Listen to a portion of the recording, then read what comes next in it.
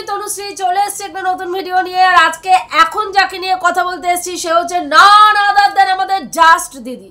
কালকে তোমরা সবাই দেখেছো জাস্ট দিদির একটা কল রেকর্ডিং ফাঁস হয়েছে, যেটা কোথা থেকে ফাঁস হয়েছে না আমাদের দিশানি ম্যাডাম, আমাদের দিশানি ম্যাডাম আমাদের চম্পা দিদিকে একটা কল রেকর্ডিং দিয়েছে। কারণ চম্পা দিদি এইসবে মাহির, তোমরা জানো কল রেকর্ডিং ফাঁস করতে চম্পা দিদি মাহির। যখনই চম্পা দিদি মনে করেন যে মানে হঠাৎ করে তার চ্যানেল বসে গেছে, চ্যানেলকে দাঁড় করানো উচিত, তার ভিউজ কমে গেছে, তার আর্নিং বন্ধ হয়ে গেছে, তখন চম্পা দিদি এই রকম মানে পলিটিক্সগুলোকে অ্যাপ্লাই করে এবং তখন কি করে কোথাও না কোথাও থেকে কল রেকর্ডিং সংগ্রহ করে তখন ওনার চ্যানেলে আবার উনি ওনার মতন করে ভিডিও দেওয়া শুরু করে। এর আগে দেখেছো যে সুতপার সঙ্গে বন্ধুত্ব মানে সম্পর্ক ছিল, দিদির সম্পর্ক ছিল এবং সেই জায়গায় দাঁড়িয়ে সুতপার সঙ্গে কথোপকথন বন্ধ হয়ে গেছিল। তারপরে সুতপা আবার সুতপার সঙ্গে ভালো মন্দ কথা বলে সুতপার বিশ্বাস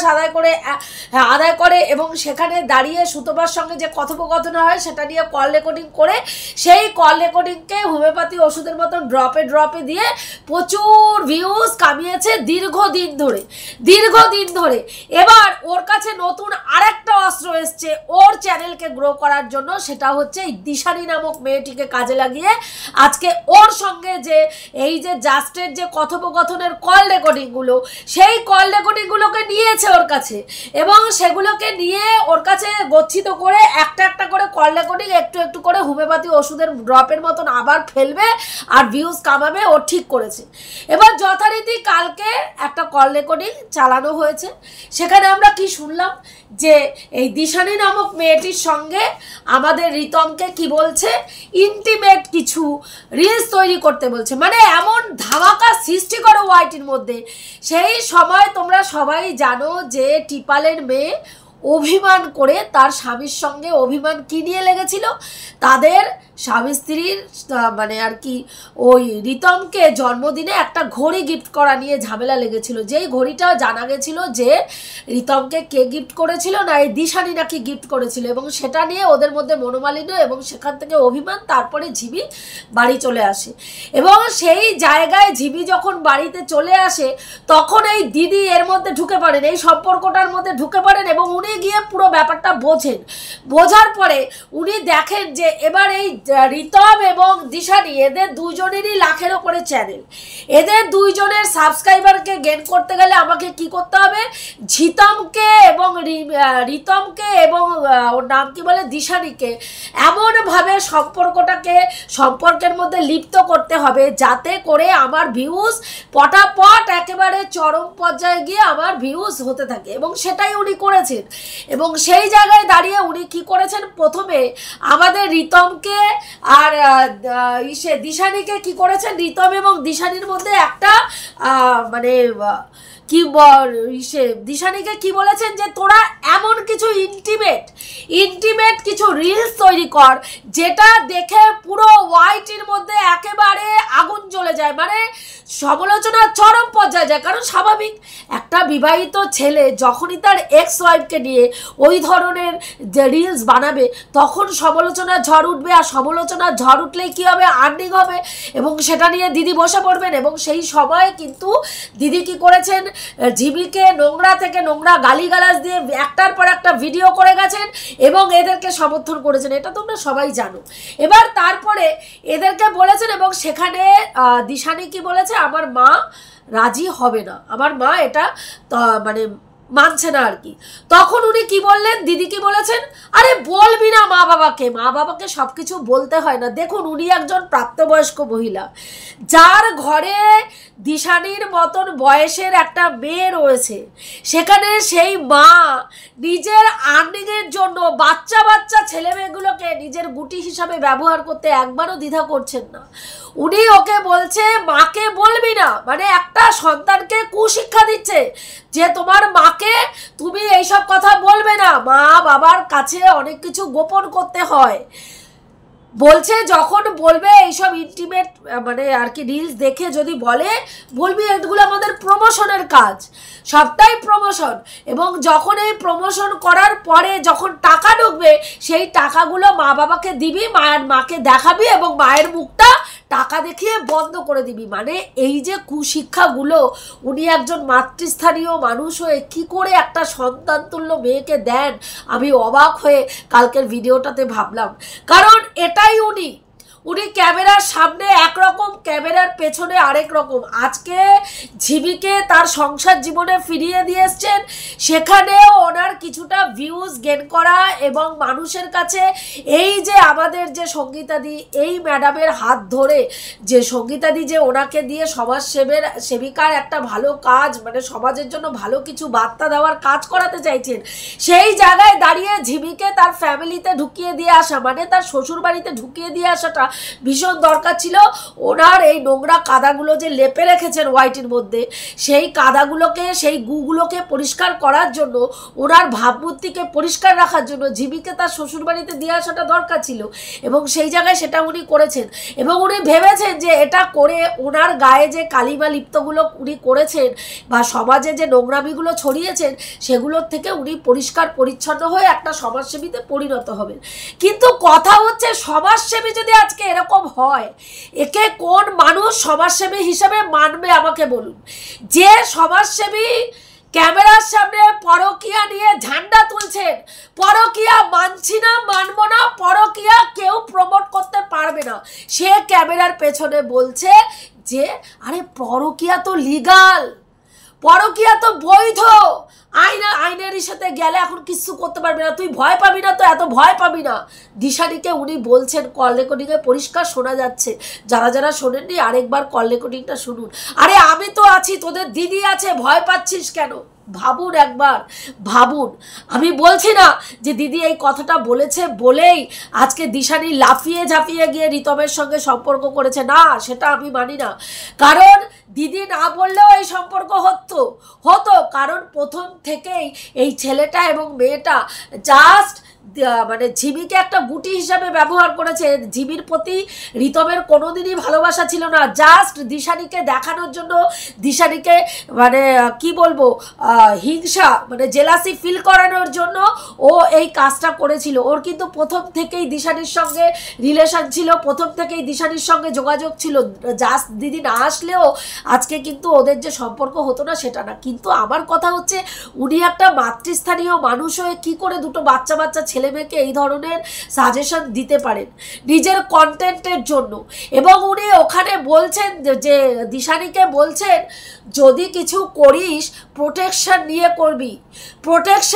করবি।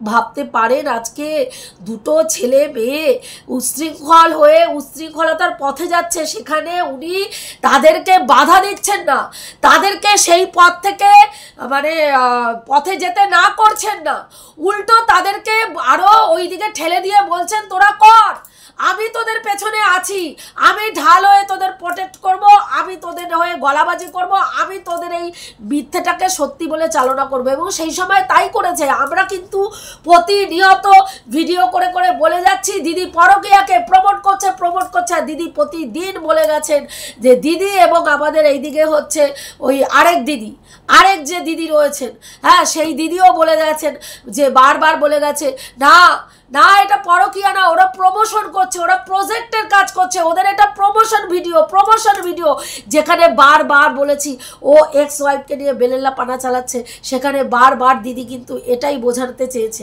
আজকে যে ভেতরে কত বড় কনস্পিরেসি করেছে শুধু নিজের চ্যানেলটাকে গ্রো করার জন্য, আজকের ডেটে আপনাদের কাছে পরিষ্কার। তাহলে যে ক্যামেরার পেছনে বলছে যে আমি পরকীয়া আইনত মানে বৈধ এবং তোকে কেউ কিছু করতে পারবে না, এত ভয় পাস না, এবং যে নিজে পরকীয়া করে সেটাও প্রমোট করে রেখেছে, তাহলে সেই জায়গায় দাঁড়িয়ে তাকে আজকের ডেটে সমাজসেবী মানুষ কি ভাবতে পারবে? আমার তো মনে হচ্ছে আজকের ডেটে, এবং কালকে তোমরা দেখেছো যে ইনি এই কল রেকর্ডিংটা শোনার সাথে সাথে কি করেছে, একটা লাইভ করতে বসে গেছে, এবং সেই লাইভটা করতে বসার পরে সেই লাইভে কে আসলো? আমাদের সঙ্গীতাদি আসলো এবং যাচ্ছে তাই ভাবে দিদিকে বলেছেন, কারণ উনি ওনার ভাবমূর্তিটা নষ্ট হচ্ছে। এই চ্যানেলে উঠে এই চ্যানেলের ওনারের হয়ে কথা বলে আজকে ওনার ভাবমূর্তিটা নষ্ট হচ্ছে, এটা উনিও বুঝতে পারছেন, উনিও কোনো না কোনো জায়গা থেকে বুঝতে পারছেন। এবং সেইখানে দাঁড়িয়ে এই মহিলা কি করলেন, তখন সেই মানে আর কি ওই নাম কি বলে লাইভটাকে প্রাইভেট করলেন এবং পরে উনি আবার একটা লাইভ করলেন এবং লাইভ করে সেখানে কি বললেন যে উনি তো আমাকে দিদি, উনি আমার শিক্ষাগুরু, কাজেই আমি যদি কোনো ভুল করি, আমি যদি কোনো অন্যায় করি, উনি আমাকে শিক্ষা দিতেই পারে, উনি আমার ভুলটা ধরিয়ে দিতেই পারে, উনি আমার শাসন করতেই পারে এবং আমাকে সঠিক পথে আনার জন্য যেটা করে সেটা করতে পারে। তো আজকে আমার কথা হচ্ছে উনি কেন আজকে মানে সঙ্গীতাদি ওনার এই কথাটা শুনে বুঝতে পারছে, আর আজকে উনি একজন মানে আর কি প্রাপ্তবয়স্ক মহিলা যার দুটো সন্তান রয়েছে, তারপরেও উনি কি করে অন্য বাড়ির একটা মেয়েকে উচ্ছৃঙ্খলতার পথে এগিয়ে দিচ্ছেন এবং বারবার বোঝানোর চেষ্টা করছেন পড়ার ছেলে পরম আনন্দ, যত উচ্ছন্নে যায় তত আনন্দ। আবার কোনো তোমার রাম শ্যাম যদু মধু কে আছে আমার দেখার দরকার নেই, তুমি যার সঙ্গে খুশি সও গিয়ে, আমার শুধু কন্টেন্ট তৈরি করা দরকার, আমার শুধু ভিউজ আর্নিং করা দরকার। এবং এই ভিউজ আর্নিং করার জন্য এই ছেলে মেয়ে দুটোকে উনি এত উচ্ছৃঙ্খল ছেলে মেয়ে, অবশ্যই দুটো উচ্ছৃঙ্খল ছেলে মেয়ে, তিনটেই উচ্ছৃঙ্খল ছেলে মেয়ে, এবং তাদেরকে আরও বলে না ওর নাম কি শিয়ালকে ভাঙা দরজা দেখানোর মতন উনি কিন্তু ভাঙা দরজাটা সুন্দরভাবে দেখিয়ে দিয়েছে এবং বারবার বলেছে যে তোর মায়ের কাছে এইসব জিনিস বলবি না, গোপন করবি। তাহলে আজকে ডেটে দাঁড়িয়ে এই মহিলাকে যদি সমাজসেবী ভাবতে হয় তাহলে তো লজ্জার আর মানে জায়গা থাকে না। আজকে সঙ্গীতাদি এর পাশে দাঁড়িয়েছে এবং বেশ কিছু কন্টেন্ট ক্রিয়েটার, বেশ কিছু সমালোচককে নিয়ে একটা প্রতিবাদমূলক জায়গা তৈরি করতে চাইছে, যে যেখানে কোনো রকম কোনো ইউটিউবের চ্যানেলের মাধ্যমে কোনো নোংরামি প্রচার করা যাবে না, পরকীয়াকে প্রচার করা যাবে না, পরকীয়াকে প্রমোট করা যাবে না, অবৈধ কোনো সম্পর্ক, অবৈধ কোনো রিলেশন বা কোনো স্ল্যাং ইউজ করে কোনো ভিডিও করা যাবে না। এইসব জিনিসের বিরুদ্ধে দেখা দরকার। সেখানে যেই শস্যের মধ্যেই যদি ভূত থাকে তাহলে সঙ্গীতাদির আমি জানি না যে ভাবমূর্তি কিভাবে তিনি বজায় রাখতে পারবেন। এই মহিলার সান্নিধ্যে সঙ্গীতাদি কতটা তার ভাবমূর্তি বজায় রাখতে পারবে আমার কিন্তু আজকে ডেটে দাঁড়িয়ে ভীষণ সন্দেহ। আজকে দেখো এই যে ব্যাপারটা ঘটেছে যে ঝিমিকে তিনি সঙ্গীতাদি বাড়িতে ফিরিয়ে দিয়ে এসছেন এবং সেই জায়গায় দাঁড়িয়ে যেদিনকে সঙ্গীতাদি একটা স্ট্রিম লাইভ করেছিলেন এবং সেখানে ফোন নাম্বার দিয়েছিল, আমি গিয়ে বিশেষভাবে রিকোয়েস্ট করেছিলাম সঙ্গীতাদিকে যে যাতে তিনি চীনাকে যেন তার ফ্যামিলিতে তার পরিবারে ফিরিয়ে দেয়। এবং সেই জায়গায় দাঁড়িয়ে দিদি বলেছিলেন ওরা যদি চীনা বা চীনার হাজব্যান্ড যদি লিখিত কোনো কিছু জমা দেন দিদির কাছে, দিদি অবশ্যই দেখবেন। কালকের ডেটে দাঁড়িয়ে তারপরে আমাদের এই ব্যাপারটা নিয়ে অনেকেই কথা বলেছেন, আমাদের চম্পা দাদাও কথা বলেছেন, আরও অনেক ক্রিয়েটাররাও কথা বলেছে যে চীনাকে তার সংসারে ফিরিয়ে দেওয়া হোক, একটা মায়ের কাছ থেকে তার সন্তানকে কেড়ে নেওয়া না হোক। আজকে দেখুন এই ব্যাপারটাতেও কিন্তু দিদি ওতপ্রোতভাবে জড়িত। এখানেও দিদি নিজের কন্টেন্টের জন্যই কিন্তু টন্ডিপকে ইউজ করেছে। আজকে টন্ডিপ হয়তো ভাবছে যে দিদি ওকে ভালোবেসে ওর পাশে দাঁড়িয়ে ওর পাশে মানে থাম হয়ে দাঁড়িয়ে ওকে প্রোটেক্ট করেছে। না, এটা যদি টন্ডিপ ভেবে থাকে টন্ডিপের চরম ভুল। আজকে দিদি কিন্তু টন্ডিপকে ভালোবাসেনি এবং টন্ডিপকেও একটা কন্টেন্ট হিসাবেই কাজ করেছে। যেমন রিতমকে উনি কিন্তু কন্টেন্ট হিসাবেই ব্যবহার করেছেন। আজকের ডেটে দাঁড়িয়ে যখন দেখছেন রিতমের কাছ থেকে ঘুরে ঝিমিকে প্রোটেকশন দিয়ে ঝিমিকে তার শ্বশুরবাড়িতে ঢোকালে উনি বেশি সাবস্ক্রাইবার গেন করবেন এবং সেখানে দাঁড়িয়ে ওনার একটা ভাবমূর্তি ক্লিয়ার করতে পারবেন মানে ওয়াইটেন মার্কেটে। তাই কিন্তু আজকে ঝিমিকে তার শ্বশুরবাড়িতে ফিরিয়ে দিয়ে এসছেন। আবার এইদিকে আজকে চীনার ক্ষেত্রে উনি কিন্তু বলছেন, কালকে একটা ভিডিও করেছেন যেখানে উনি বলছেন আমাদের চম্পা দাদার উদ্দেশ্যে যে চীনাকে সঙ্গীতাদি কখনোই তার ফ্যামিলিতে মানে তার শ্বশুরবাড়িতে ফেরাবেন না, কারণ চীনা পরকীয়া করেছে, চীনা পরকীয়া করে বেরিয়েছে। আজকে চীনা যখন শ্বশুরবাড়ি থেকে বেরিয়েছে। ভিউয়ার্স তোমরা বলো তো, চীনা কি তখন পরকীয়ায় লিপ্ত ছিল? একটা ছেলের সঙ্গে মানে সেক্স চ্যাট করেছে, তখন তার সঙ্গে না শারীরিক সম্পর্ক হয়েছে, না তার সঙ্গে কোনো রকম সম্পর্ক ছিল। এখনও আমরা জানি না যে চীনার সাথে ওই টুদীপ্তর কোনো রকম শারীরিক সম্পর্ক হয়েছে কিনা। যা কিছু শুনেছি সব এদের মারফত শুনেছি, সেটা বানানো জিনিস হতে পারে। কারণ দিনের পর দিন এরা নিজেদের কন্টেন্ট তৈরি করার জন্য কোন লেভেলে গিয়ে নোংরামি করে আমরা সবাই জানি। সেখানে আজকে দিদি বলছেন যে কখনোই সঙ্গীতাদি এই ব্যাপারটায় ঢুকবে না এবং চীনাকে তার সংসার ফিরিয়ে দেবে না। আজকে চীনা সকালে একটা ভিডিও